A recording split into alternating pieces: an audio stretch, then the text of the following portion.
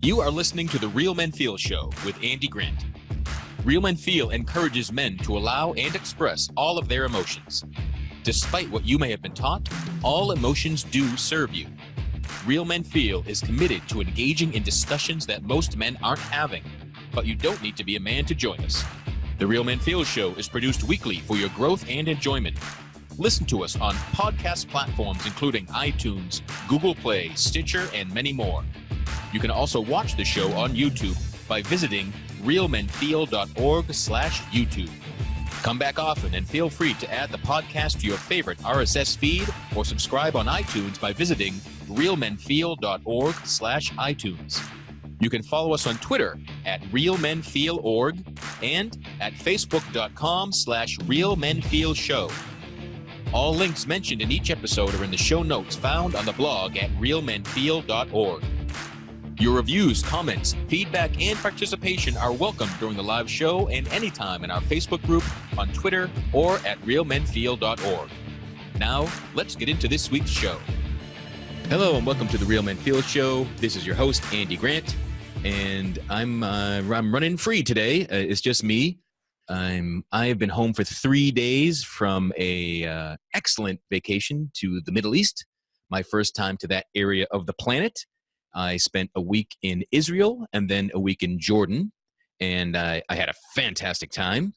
And towards the end of it, there were a couple times I noticed some sadness. And since I got home, I get the kind of the post-vacation blues.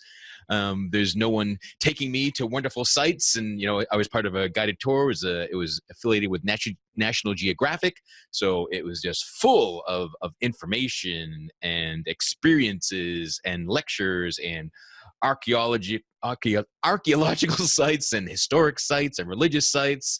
And then in Jordan, it was just much more adventure, and got to explore Petra, which was really the reason for the trip for me. But again, as I noticed this sadness and peaking up in the last few days, and on the long flight home, kind of the worst part about traveling is the traveling. I recalled previous vacations over a decade ago. In the early 21st century, about halfway through a vacation, I would be depressed. I would already be thinking about the coming Monday back at work in a role, in a place, doing things I didn't like. I felt unfulfilled. I felt unhappy. And it was one specific, I think it was 2004. I was in Costa Rica, and I had like 3 more full days in Costa Rica. Geez, I can't talk. In Costa Rica. And it really hit me that here I am. I've got adventures. I'm going to spend the night in a cave. I've got rappelling, and I'm already leaped forward. I'm time traveling in my head to returning home and to a job, and I'm down, almost like anticipating and creating returning home to being depressed and miserable. And it was one of the big things that helped me realize I wasn't being present, and what being present meant was, that I was time traveling. I was projecting myself into the future and ignoring this amazing country and sights and adventures that I could have been really fully experiencing. So from that time on, I pledged to myself to try to live like I was always on vacation, regardless if I was or wasn't, but to look forward to each day and find something new and find something exciting. So that was all on my mind. And so that's really what I wanted to talk about, was the notion of when the adventure, when the fun, when the excitement's over, and we just come home to daily life and kind of the blues that can show up with. And even when I was present in this time and living it to the fullest, but then come home and I was trying to nail like what was making me sad. And most of my work is at home. Most of my work is solitary. I see a few clients in person, but most of the people I'm dealing with are online. We communicate via video, via the phone. I don't go to a job as I used to, as many people do. And as part of this guided tour, we were a group of 13 in Israel and then a group of 16 in Jordan. And, you're spending so much time with each other that it's instant family. There's an instant bond. And, I realized how much I missed that. And it makes me think of the Cheers intro, walking into any meal or getting on the bus or going to the hotel and just there's a bunch of people that, hey, Andy, and, everyone knows your name. And there's familiar faces. And again, there's just really quick bonds and laughs and friendships. And then I come home and by comparison, it feels like I come home to isolation. So I was able to notice all of that and take it apart and see like what the sadness was in. And it's nothing close to the real depression and dread I used to experience when I wasn't being present, when I was jumping forward in time. So, how do you operate on vacation? For my sense of vacation is a sense of adventure. I've now been to 18 countries, and I met a 85-year-old woman on this trip, an 85-year-old Scottish woman who had been to 157 countries so far. And, in our group, Americans were in the minority. So, overall, Americans don't travel the world as much as people from other nations do. And there's all sorts of stats of how so many American workers don't even utilize the vacation time that they have, even if it's just a staycation. But so many people leave time on the table with the employer. And so I just, how does vacation feel to you?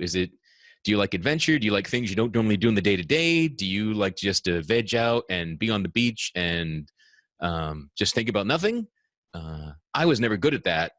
When left to my own devices for so many years, with nothing to think about except laying in the sun, my thoughts would go negative. They'd go dark. I'd think about problems and create, I could spiral down. And then to avoid that, I would drink a lot, which didn't help.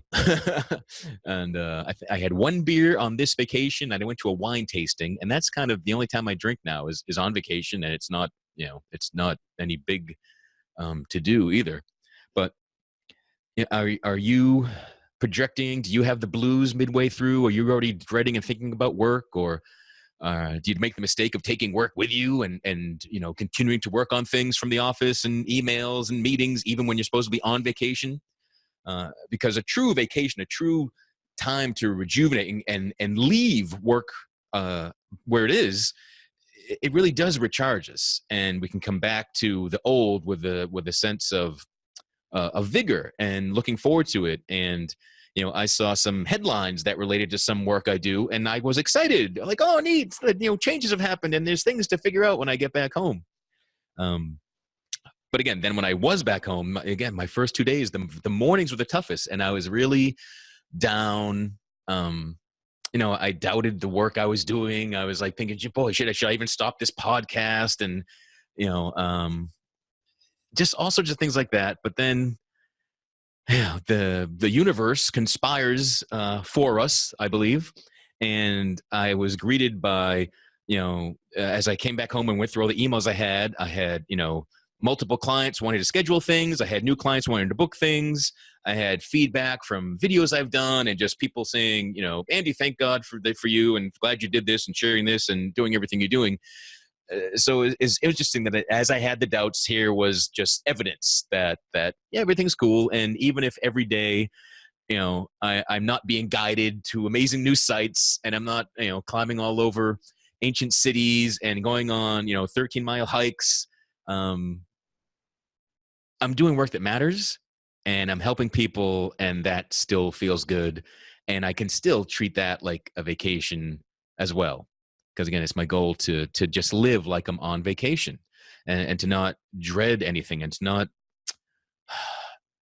to be present, to serve myself, to serve others. Man, I feel like this is rambling. Maybe I'm doing this without enough sleep.